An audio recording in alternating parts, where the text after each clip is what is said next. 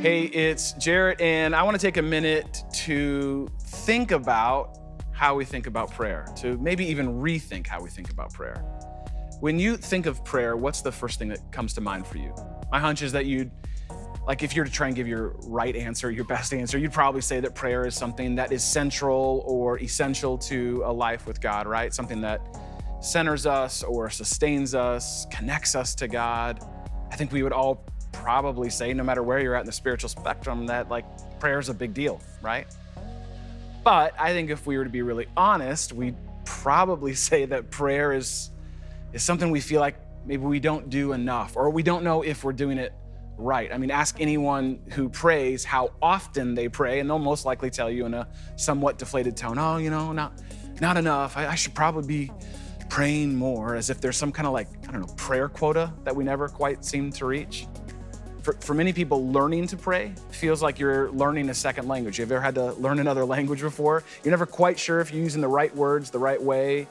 You can feel like a tourist, kind of lost in a foreign land where it seems like everyone else knows something that you don't. Then there's the times where prayer just becomes hard because, let's be honest, you just don't want to do it, right? You're either too tired, or you're too stressed, or you're too busy. You don't feel like bothering God with your silly little prayers. He's got bigger things going on in the world, so why bother him with your little prayer? Prayer can become rote or repetitive, at times stagnant and stale. Or maybe you found that the sweet and simple prayers of your childhood faith, whatever it may have been, just aren't big enough, right, for the complexities of your adult life. See, I think this is why Martin Lloyd-Jones, who's a famous 20th century Welsh minister, I think he nailed it about the perplexity of prayer when he called it the supreme expression of our faith in God.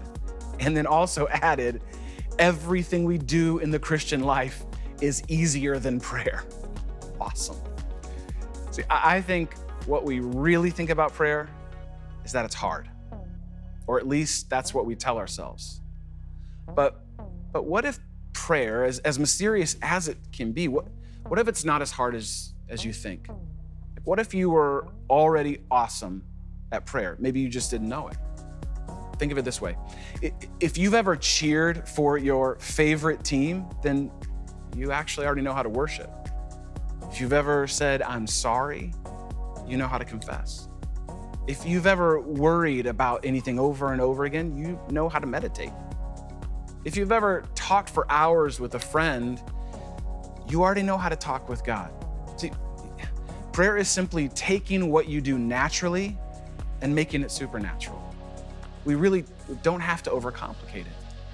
Sometimes prayer is using the words that you would use to say to anyone else and just simply directing them to God. Sometimes prayer can be as simple as sitting in silence and trusting that God is in control. Sometimes prayer can look like sitting with your hands open to God, even if no words come. That's prayer.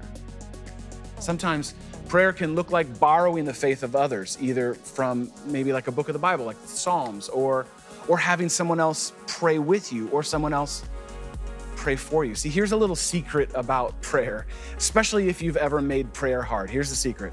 The more you show up, the more you grow up.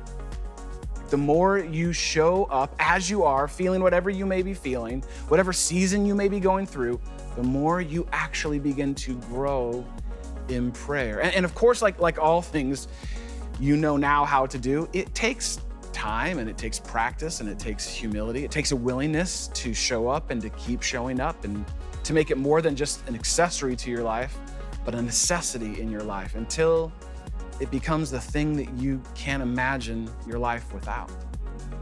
I think this is what Richard Rohr was getting at when he said that prayer is not about changing God, but being willing to let God change us. That's what happens in prayer. God changes you. He changes me the more we keep showing up. And my hope, my prayer, if you will, is that God used this to help change the way maybe you think about prayer.